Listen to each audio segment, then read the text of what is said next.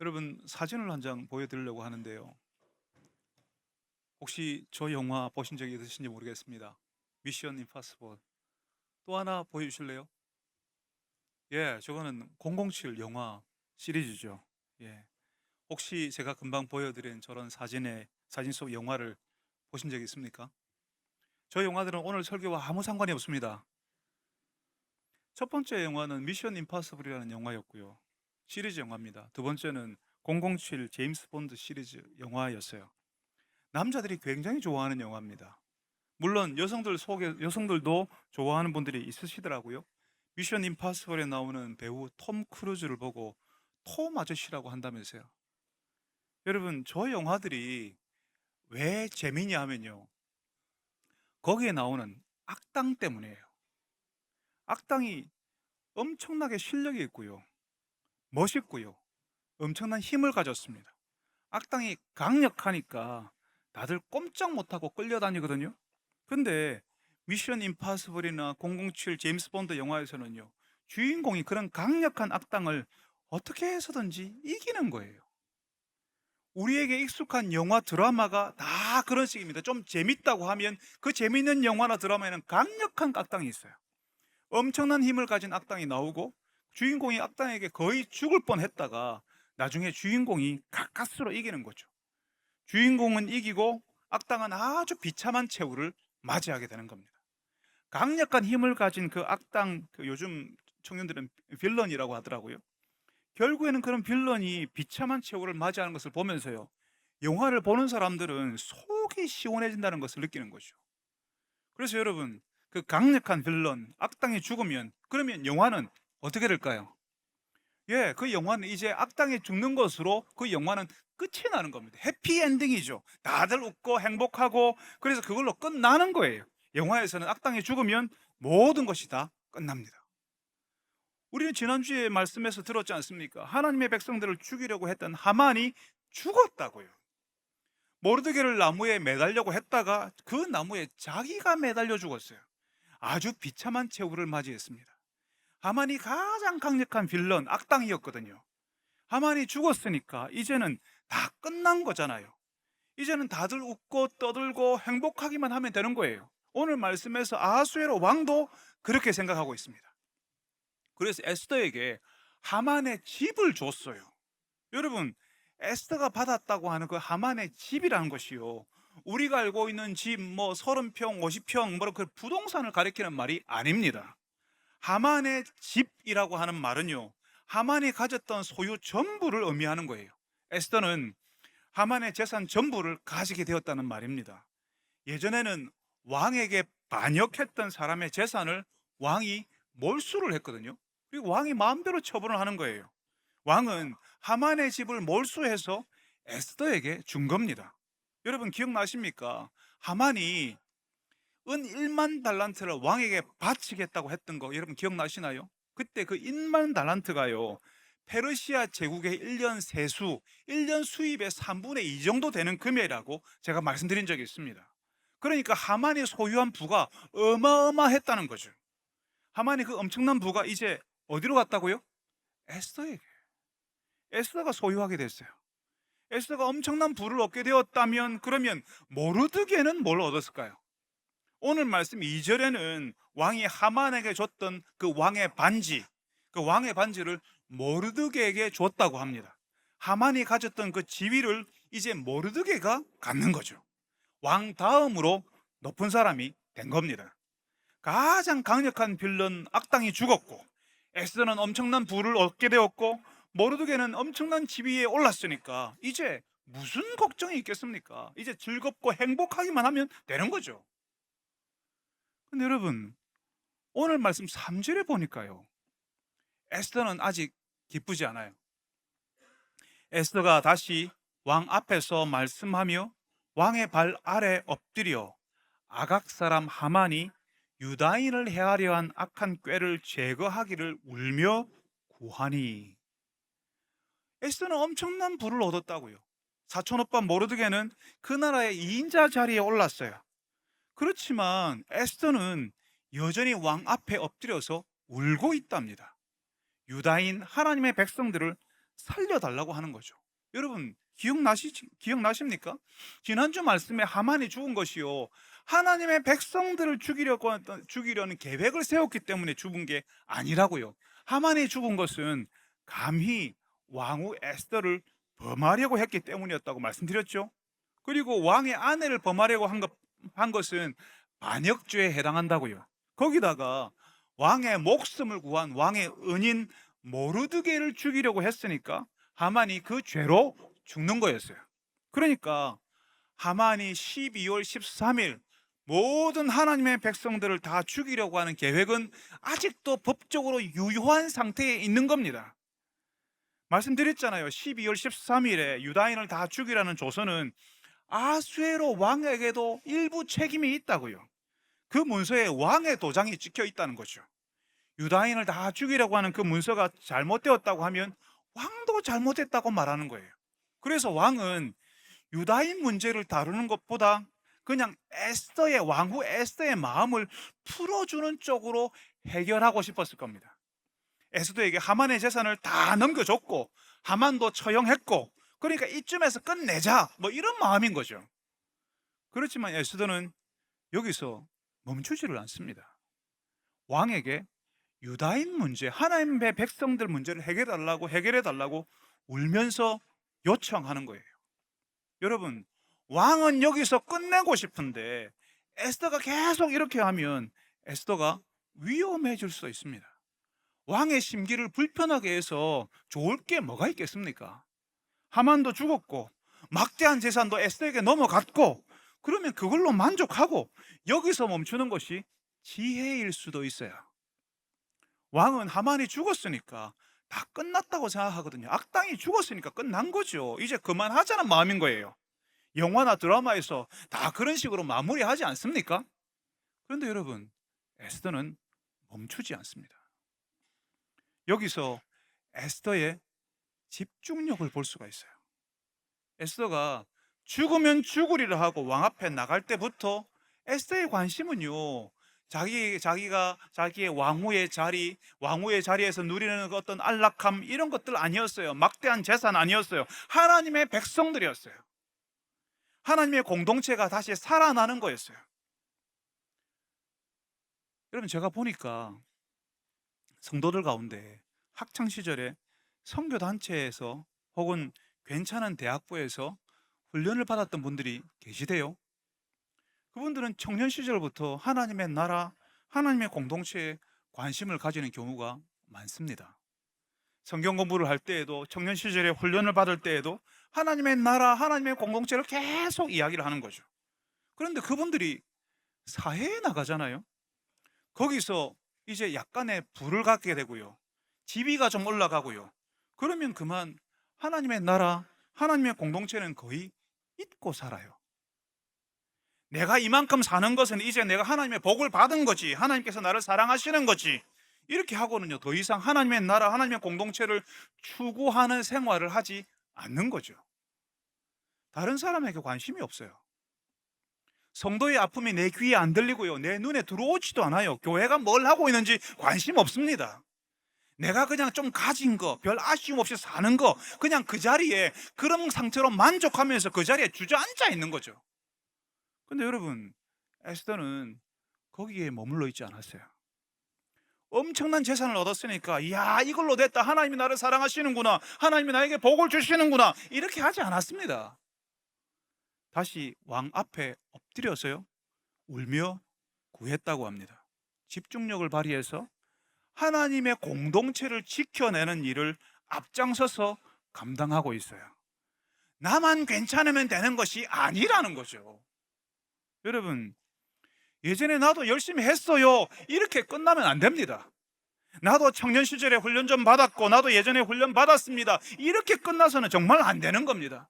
여러분이 예전에 그렇게 열심을 내어서 공동체가, 여러분들 훈련을 잘 받아서 공동체가 어떤 문제도 없는 그런 공동체가 됐습니까? 더 이상 어떤 헌신도 어떤 성김도 이제는 필요 없는 공동체가 되었나요? 아직 안 끝났습니다. 아직 끝나지 않았는데 왜 할 만큼 했다고 공동체 사역에서 멀어지려고 합니까? 왜 다른 사람에게 관심이 없습니까? 왜 교회가 뭘 하는지 관심을 두지 않습니까? 여러분이 살만하니까 이전보다 더 나은 생활을 하게 된 것이 이제 끝이 아니라는 거예요. 그걸 하나님께서 나를 사랑하시니까 나에게 복 주셨지, 이렇게 생각하면 안 되는 겁니다. 우리가 부를 얻고 내 자리가 높아지는 것 이상으로 하나님의 공동체를 지키고 세우는 것이 중요한 겁니다. 공동체를 위해서 엎드리고 공동체를 위해서 공동체를 살리기 위해서 감당해야 될 것들이 여전히 많이 남아 있다고요. 그러니까 여러분 자리에 주저앉아 있지 마시고 집중력을 발휘하시기를 바랍니다. 온통 많이 가지고 더 높이 올라가는 데만 몰두하는 것이 아니라 하나님의 공동체가 어떤 필요가 있는지 볼 줄 아는 분들이 되시기를 바랍니다. 하나님의 공동체에 처음 나온 사람들에게, 부모 없이 자라는 아이들에게, 흔들리면서 자라는 우리의 자녀들에게, 고약한 질병을 만나서 힘들어하는 성도들에게 관심을 가지고 하나님 앞에 엎드릴 줄 아는 여러분 되시기를 바랍니다. 여러분, 에스더는 막대한 부를 가졌지만 자신의 집중력을 잃지 않았습니다. 왕에게 하나님의 백성들을 살려달라고 하고 있어요. 에스더에게는 하나님의 공동체를 지키는 것이 가장 중요한 문제였습니다. 어떤 분들은 이 정서가 이해 안 될 수도 있어요. 왜 이렇게 해야 되지? 왜 이렇게 살아야 되지? 왜 그걸 내가 해야 되지? 예, 그럴 수 있습니다. 그렇지만 에스더는 하나님의 공동체를 지키는 것이 에스더에게 가장 중요한 일이었습니다. 그리고 그런 에스더였기 때문에 성경에서 우리가 주일마다 이 성경을 읽고 우리가 이 말씀을 살피는 겁니다. 하나님께서 우리가 그렇게 살기를 원하셔서 그런 겁니다. 그래서 에스더가 뭐라고 합니까? 5절 말씀에 만일 왕이 즐거워하시며 내가 왕의 목전에 은혜를 입었고 또 왕이 이 일을 좋게 여기시며 나를 좋게 보실진대 조서를 내리사 아각 사람 함무다다의 아들 하만이 왕의 각 지방에 있는 유다인을 진멸하려고 꾀하고 쓴 조서를 철회 하소서. 여러분, 에스더는 왕에게 요청할 때 철저하게 왕의 입장에서 지혜롭게 말한다고 하지 않았습니까? 절대로 왕에게 이렇게 해주십시오, 저렇게 해주십시오 이렇게 요구하지 않습니다. 요청할 때는요, 왕이 좋게 여기시면, 내가 왕에게 은혜를 입었으면 이라고 하면서 왕에게 결정권이 있고 왕이 좋다고 해야 되는 것이라고 왕의 입장에서 이야기합니다. 근데 여러분, 이번에는요, 하나님의 백성들을 살려달라고 하잖아요. 너무 중요한 이야기를 해야 되니까 그런 정중하고 왕의 입장에서 말하는 표현을 4번이나 반복해서 이야기합니다. 왕이 만일 즐거워하신다면, 내가 왕의 목전에서 은혜를 입었으면, 왕이 이 일을 좋게 여기시면, 나를 좋게 보시면, 이렇게 해서요, 정중하고 또 정중하게, 그리고 왕을 높이는 방식으로 더 신중하게 부탁을 하는 거죠. 마지막에 나를 좋게 보시면 이라고 이야기했어요. 왕이 에스더를 사랑한다면 이 일을 해달라고 부탁하고 있습니다. 나를 조금이라도 아끼는 마음이 있다면 나를 보아서라도 해달라는 거죠. 여러분, 이런 종류의 부탁은요, 과시하고 싶고 지배하는 데 익숙한 왕에게는 피할 수 없는 부탁이에요. 그런데 에스더의 지혜는 그 다음에 있습니다. 제가 아하수에로 왕도 유다인을 죽이라고 하는 그 문서에, 그 조서에 서명한 책임이 있다고 말씀드렸어요. 그래서 유다인 죽이라는 문서를 취소해달라고 하는 말은요, 그 문서를 취소해달라고 하는 말은, 그 문서가 잘못됐다는 말은 왕이 잘못됐다는 말로 들릴 수 있는 거죠. 그러니까 왕이 듣기에 부담스러운 이야기거든요. 그런데 에스더는 그걸 정면으로 돌파합니다. 뭐라고 해요? 아각 사람 함무다다의 아들 하만이 왕의 각 지방에 있는 유다인을 진멸하라고 꾀하고 쓴 조서를 철회하소서. 하만이 유다인 진멸하려고 쓴 조서를 철회해 달라는 겁니다. 에스더는 지금 유다인 죽이라고 하는 조서를 하만이 썼다고, 그 하만이 쓴 조서를 철회해 주십시오 이렇게 이야기하고 있어요. 하만이 썼다는 거죠. 왕은 그 조서와 무관하고 직접적인 책임이 없다라고 에스더가 이야기하는 겁니다. 모두 하만이 꾸민 음모니까 왕이 부담 가질 필요가 없다라고 말해주는 거죠. 에스더는 아하수에로 왕이 듣고 싶은 말을 지금 하고 있습니다. 왕이 가지고 있는 그 일말의 부담감을 씻어주는 거예요. 여러분, 기가 막히지 않습니까? 여러분, 이게 끝이 아니에요. 그 다음 구절에는요, 이 에스더가 왕에게 눈물 어린 호소를 합니다. 논리적으로 이야기하고 난 다음에 이제 에스더는 이 왕에게 눈물 어린 호소를 하는 거죠. 6절에 내가 어찌 내 민족이 화당함을 당하는 것을 볼 것이며 내 친척의 멸망을 참아 보리이까. 조금 전에 에스더는 왕의 입장에서 이야기한다고 했어요. 하만이 그 조서를 썼습니다. 왕은 당신은 책임이 없습니다. 이렇게 이야기했어요. 그런데 이번에는 왕이 에스더의 관점에서 이번 일을 보도록 유도하고 있어요. 에스더의 관점에서. 에스더가요, 그냥 유다인 살려주십시오 하면요, 왕에게 무슨 감동이 있고 무슨 감흥이 있겠습니까? 근데 왕은 에스더를 아끼거든요. 그러니까 에스더에게 나라의 절반이라도 주겠다고 3번이나 약속을 했어요. 그래서 하만의 모든 재산을 에스더에게 다 주지 않습니까? 그러니까 에스더가 왕에게 유다인 살려주십시오 이렇게 말하지 않아요. 내 민족이 화를 당하는 것을 어떻게 볼 것이며 내 친척이 멸망당하는 것을 내가 어떻게 보겠습니까? 이렇게 얘기하는 거죠. 그냥 유다인이라고 말하지 않아요. 그냥 유다인이라고 말한 것이 아니라 에스더의 나의 친척이고 나의 민족이라고 이야기하는 거죠. 여러분, 그냥 유다인이라고 이야기할 때 하고 내 친척이라고 말할 때는 이야기가 완전히 달라지는 겁니다. 여러분, 제가 홍경화 씨하고 결혼했는데요, 제가 결혼하기 전에 홍씨 가문에 대해서 제가 뭘 알겠습니까? 근데 결혼하고 나니까요, 이상하게 홍씨 성을 가진 사람들에게 친근감이 느껴져요. 누가 홍씨라고 하면, 아, 그렇습니까? 우리 집 사람도 홍씨입니다. 그래, 고향은 어딥니까? 막 이렇게 나오게 되더라고요. 제 아내가 충청도 사람인데요, 누가 충청도라고 하면, 아, 그렇습니까? 충청도 어딥니까? 단박에 그런다고요. 예전에는 그냥 홍씨였어요. 그냥 충청도예요. 근데 결혼하고 나니까 아내를 통해서 홍씨를 보고요, 아내를 통해서 충청도를 보는 거예요. 지금 에스더가 그렇게 하는 겁니다. 내 민족, 내 친척이라고 이야기하는 거죠. 그냥 유다인이 아니라 내 민족이고 내 친척이라고 이야기해서 에스더의 관점으로 볼 수 있게 지금 왕을 유도하고 있는 거죠. 여러분, 이건 단순히 수사학에 관한 이야기가 아니에요. 그냥 설득의 기술 이런 거 아니에요. 에스더는 지금 어떻게 하든지 하나님의 백성들, 하나님의 공동체를 살리겠다고 전력을 쏟는 거잖아요. 근데 아수에로 왕이 그러는 겁니다. 하만이 나무에 매달렸고 내가 하만의 집을 에스더에게 주었으니까 이제 유다인 죽이려는 하만이 죽었으니까 에스더는 또 그 집을 받았으니까 충분하지 않냐는 거죠. 내가 하만은 죽었고 내가 하만의 집을 에스더에게 줬다는 겁니다. 그걸로 충분하지 않냐는 거죠. 그 다음이 더 충격적이에요. 8절 뒷부분에 왕이 그럽니다. 여러분, 사실 우리 한글 성경에 이 부분이 빠져 있어요. 왜냐하면이라고 들어가 있어야 되거든요. 근데 그 왜냐하면이 빠져 있어요.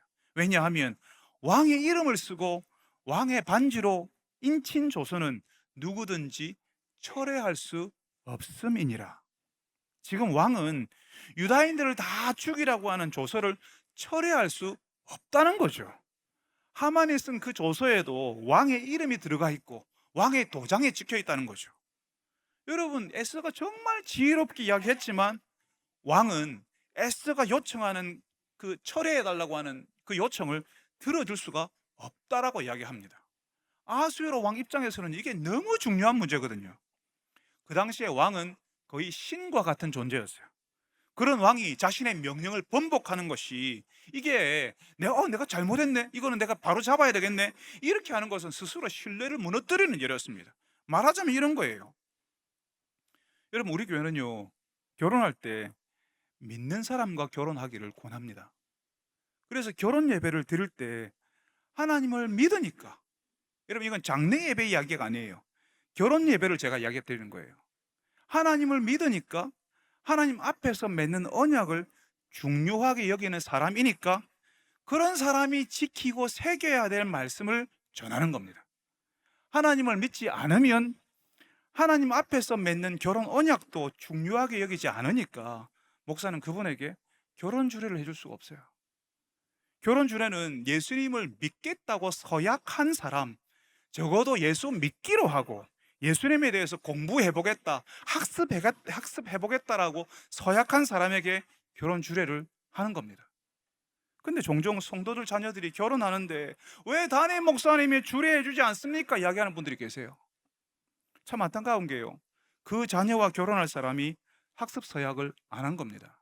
물론 예수 믿을 마음 전혀 없는데 결혼해야 되니까 학습 서약하는 사람 많이 있습니다. 결혼하고 나서는 내가 언제 그랬냐는 듯이 교회 출석하지 않는 사람들 많습니다. 그렇지만 어쩌겠어요.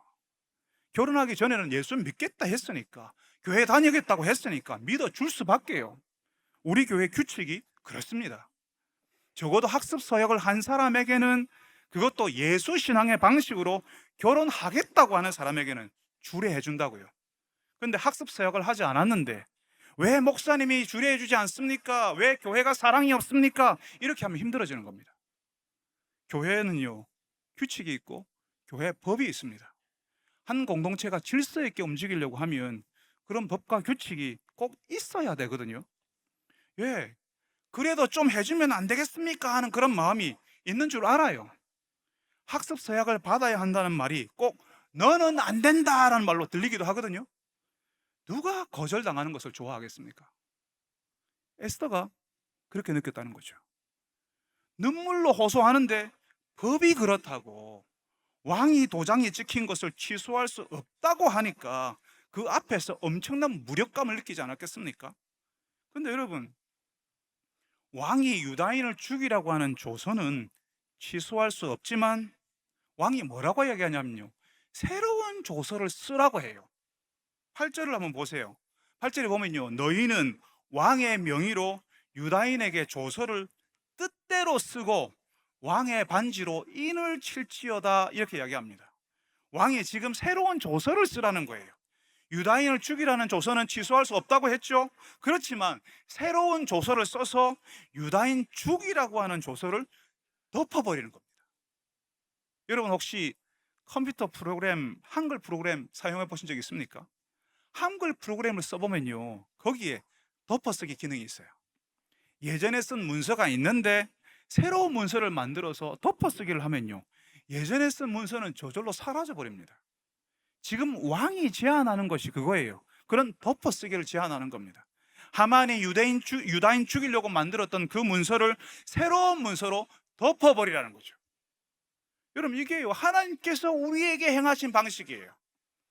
제가 어린 시절에 그런 생각을 했거든요. 아니, 하나님이 그냥 우리 죄 용서해 준다고 하면 되지, 하나님이시니까 못할 일이 뭐가 있어, 그냥 용서해 준다고 하면 되지, 뭘 그렇게 복잡하게, 예수님이 사람이 되어서 오시고 십자가에서 죽으시고 뭘 그렇게 하시나, 저는 그렇게 생각했어요. 하나님이 참 이상하시다, 그렇게 생각했어요. 여러분, 제가 단순했던 거죠. 에스더가 가진 생각처럼, 아니 페르시아의 왕인데 유다인 죽인다는 그 조서 취소한다고 말하면 되지 않냐, 그 조서 찢어버리면 되지 않냐, 이렇게 생각하는 거죠. 왕의 이름으로 왕의 도장까지 그래 찍힌 것이 여러분 그렇게 쉽게 취소된다면, 왕의 이름이 찍혀 있고 왕의 도장까지 박혀 있는데 그게 그렇게 쉽게 취소된다면 그 나라 그 왕이 하는 일을 믿을 수 있겠습니까? 신뢰가 생기겠습니까? 왕이 그래 내가 찢어버릴게, 취소할게 하면 그 다음에 또 다른 왕의 말들은 믿을 수 있겠어요? 그 말에 신뢰가 있겠어요? 그러면 또 다른 말도 번복하고 취소할 수 있는 거 아닙니까? 취소할 수 없어야 오히려 더 신뢰가 생기는 거예요. 하나님께서도 그러신 거죠. 죄의 삭은 사망이라고, 죄를 지으면 그 죄 때문에 죽는다라고 하셨습니다. 하나님이 정하신 그 법이요, 바뀌지 않습니다. 하나님이 정하신 법을요, 하나님이 바꾸시면 우리가 어떻게 하나님을 신뢰할 수가 있어요? 그러니까 우리는 생각에, 아니 하나님이시니까 죄인이라도 용서하신다고 하나님이 그냥 말만 하면 되는 거지 뭘 그렇게 복잡하게 하시나 했던 그런 저의 생각이 짧았던 겁니다. 분명히 하나님께서는 죄를 지으면 죽는다고 하나님의 법을 취소하지 않으셨어요. 죄를 지었는데 아 그래 내가 그냥 용서해 줄게 뭐 이렇게 하지 않으셨습니다. 죄를 지으면 죽는 거예요. 그 결과가 사망이라고 하십니다. 그런데 예수님을 보내셔서 우리의 죄값을 대신 예수님이 받으시는 방식으로, 예수님이 대신 치르는 방식으로 새로운 법을 우리에게 주시는 거죠. 생명의 성령의 법으로 옛날 법을 덮어버리시는 거예요. 그러니까 여러분, 분명히 아하수에로 왕은 에스더의 눈물 어린 호소를 거절했습니다. 그런데 그 거절이요, 그냥 거절이 아니라 새로운 길, 제3의 길을 보여주는 거예요. 우리는 이거 아니면 이거 이렇게 생각하거든요. 하나님이 내 기도 안 들으시면, 내가 말한 대로 안 해주시면 하나님께서 거절한 거, 이거 아니면 이거 이렇게 생각해요. 하나 아니면 둘, 이거밖에 없는 거죠. 되든지 안 되든지. 하나님이 우리가 원하는 대로 안 해주면 제대로 안 된 거예요. 되든지 안 되든지 둘 중에 하나라고 생각을 해요. 오직 두 개만 가지고 생각한다고요. 그런데 하나님께서는 아수에로 왕을 통해서 새로운 길, 제3의 길을 알려주시는 겁니다. 에스더가 부탁한 대로 되지 않았어도 하나님의 백성들이 살 수 있는 길이 있다는 사실을 보여주시는 겁니다. 유다인을 다 죽이라고 하는 조서는 취소할 수는 없어도 새로운 조서를 쓰면 된다는 거죠. 그게 여러분 11절이에요. 여러분 11절을 같이 한번 읽어봐요. 11절 우리 다 같이 한번 읽겠습니다. 시작. 조서에는 왕이 여러 고을에 있는 유다인에게 허락하여 그들이 함께 모여 스스로 생명을 보호하여 각 지방의 백성 중 세력을 가지고 그들을 치려하는 자들과 그들의 처자를 죽이고 도륙하고 진멸하고 그 재산을 탈취하게 하되, 유다인들에게 스스로 생명을 지키는 권리를 보장한다는 거죠. 무장해도 된다는 거죠. 누가 유다인을 죽이려고 한다면 그 사람, 죽이려고 하는 그 사람뿐만 아니라 그 사람의 가족들까지 또 재산까지 다 마음대로 해도 된다는 이야기를, 조서를 이렇게 발표를 하는 겁니다. 여러분, 죽이려고 하는 사람이라도 죽여도 되고 그 가족까지 죽이라 하고 재산까지 탈취하라는 말이, 와, 우리가 예수 신앙을 가진 사람에게는 이게 너무 무시무시한 말처럼 들리지 않습니까? 여러분, 이 말이요, 다른 사람을 공격하라는 말이 아니라요, 이 새로운 조서를 공포해서 죽일 수 있다라고 말을 이렇게 해서 다른 사람들로부터 유다인이 공격받지 않도록 하기 위해서 이렇게 말을 하는 거죠.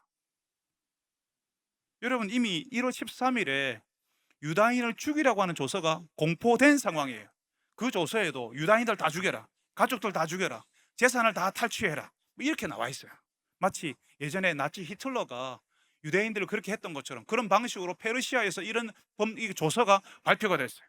그러니까 그 조서에 왕의 이름도 왕의 도장도 찍혀 있으니까 취소할 수 없죠. 근데 새로운 조서에는요, 이제 유다인들도 유다인 공격하는 사람들을 죽이고 재산을 탈취해도 된다라는 내용이 나와 있어요. 이 두 개의 조서가 딱 충돌하는 거죠. 유다인을 죽이고 재산을 빼앗아도 된다고 했는데 유다인들도 그렇게 해도 된다고 하네? 그러면 누가 감히 유다인을 공격할 수 있겠습니까? 유다인이 다른 사람들 공격해도 된다는 말이 아니라 이런 조서를 공포해서 감히 유다인을 공격하지 못하도록 막아주려고 한다는 말이죠.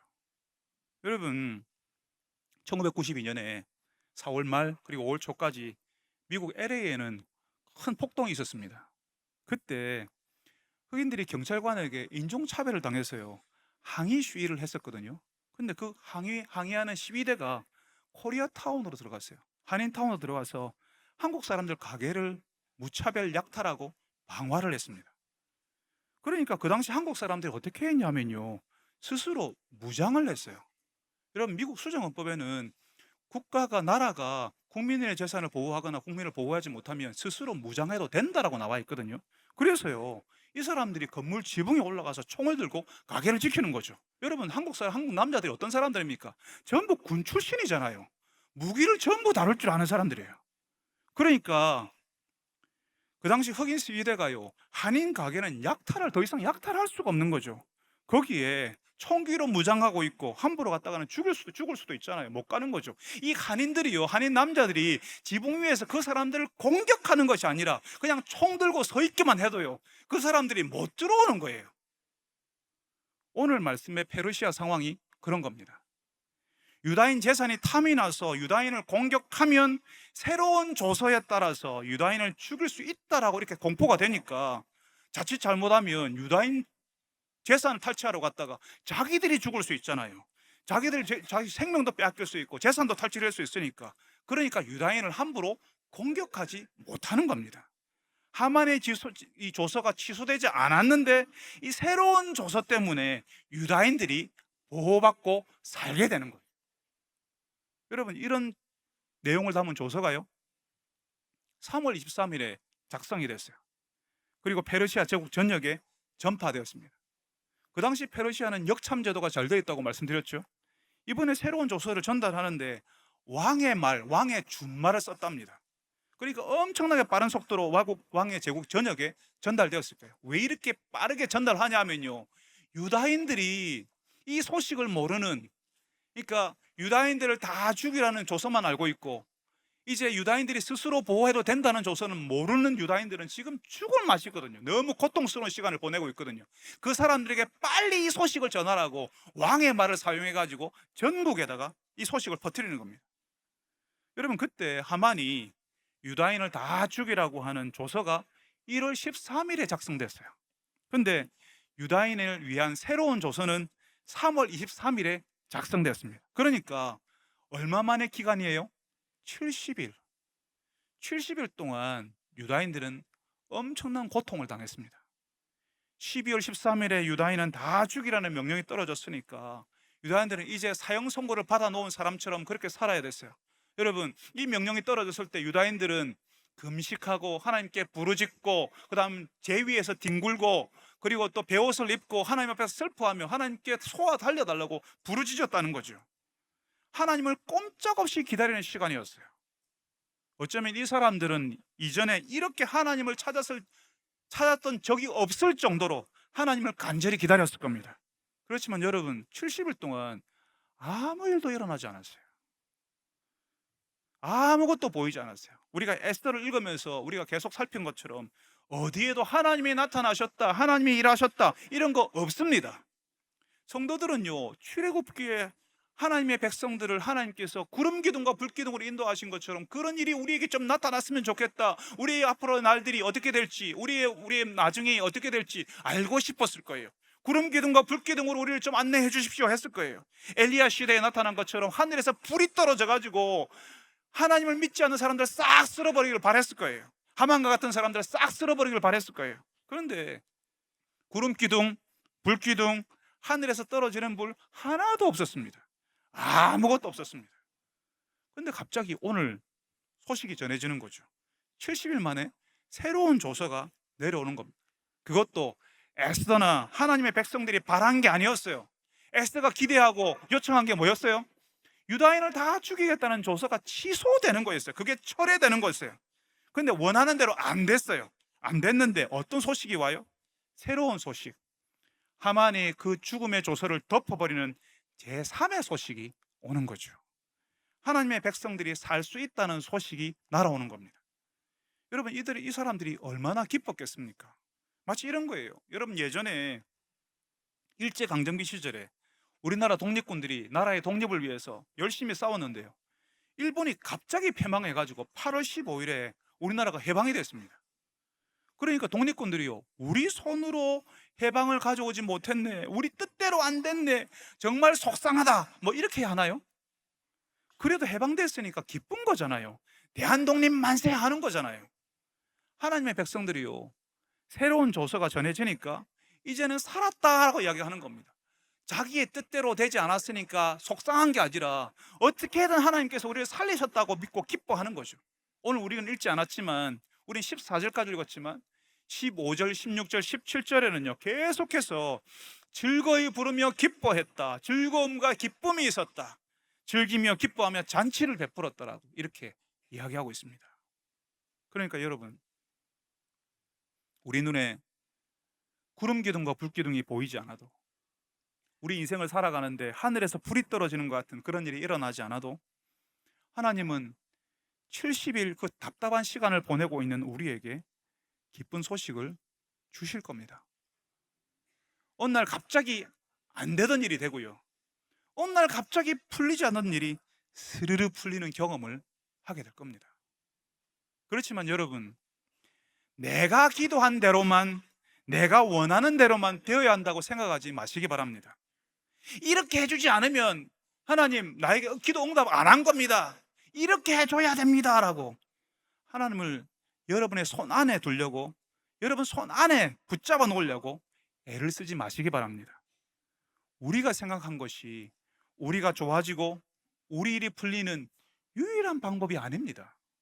하나님이 이렇게요, 이렇게 되게 해주세요 라고 우리가 기도하지만 그게요, 그렇게 안 될 때가 정말 많을 겁니다.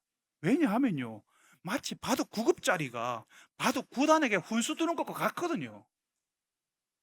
바둑 9급짜리가 바둑 9단에게 훈수 두는 게 얼마나 기가 차겠습니까? 하나님이 기가 차지 않을까요? 하나님은 수만 가지 길을 알고 있고 우리가 아는 방법 외에 수만 가지 길들을, 계획들을 가지고 계시는데요, 그것처럼 우리에게 응답하실 때도요, 우리가 기대하는 대로 응답하지 않으실 거예요.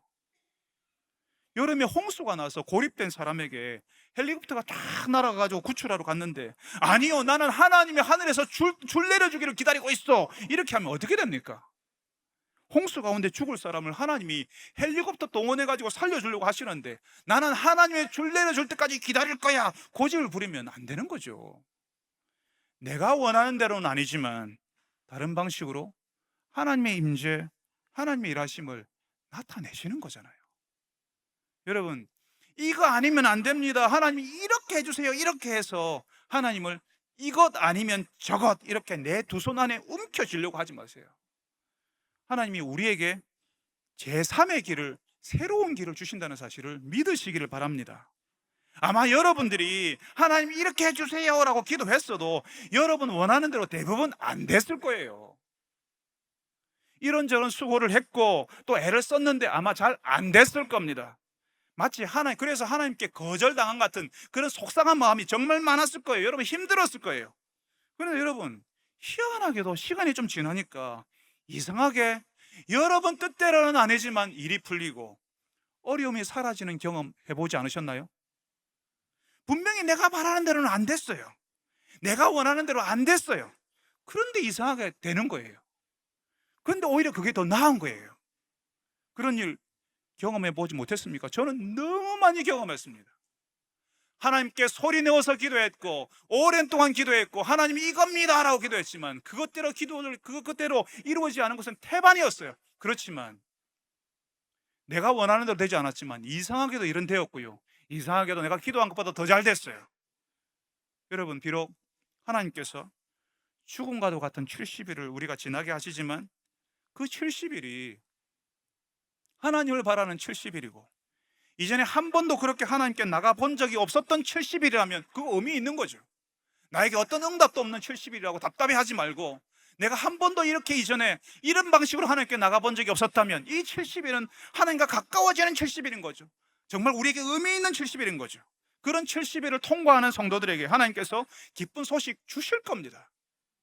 내가 기도한 대로 되지는 않았을지라도, 내가 원하는 대로 되지는 않을지라도 내가 기도한 것보다, 내가 기대한 것보다 더 좋은 길, 제3의 길을 허락하실 겁니다. 그러니까 여러분, 아직 하나님의 응답이 없다고 실망하지 마시길 바랍니다. 여러분의 그 인생에 찾아오는 그 답답한 70일을 잘 견디고 버티는 분들이 되시길 바랍니다. 그래서 우리에게 더 좋은 길을 허락하시는 하나님을 경험하고 기뻐하는 여러분들이 다 되시기를 바랍니다. 거룩하신 아버지 하나님,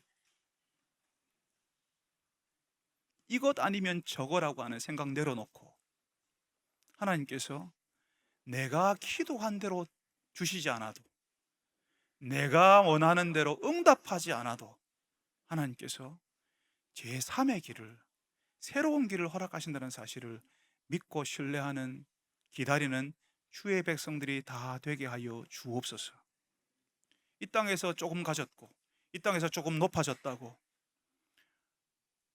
거기에만 몰두하며 그 자리에 주저앉아 있는 것이 아니라 하나님의 공동체를 세우는 일에, 하나님의 공동체를 주님 지키는 일에 집중력을 가지는 주의 백성들이 되게 하여 주옵소서.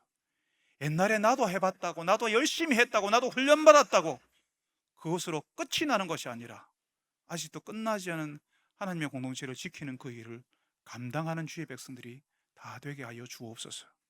예수님의 이름으로 기도합니다. 아멘.